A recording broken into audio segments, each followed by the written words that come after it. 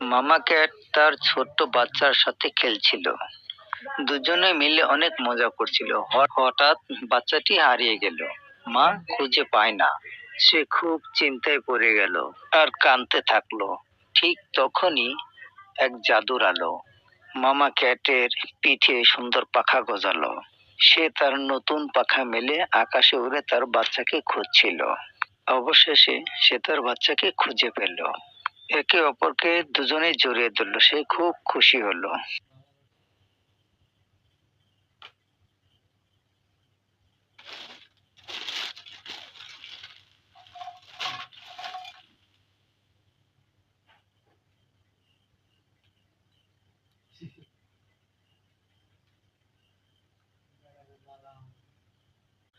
মামা ক্যাট তার ছোট্ট বাচ্চার সাথে খেলছিল।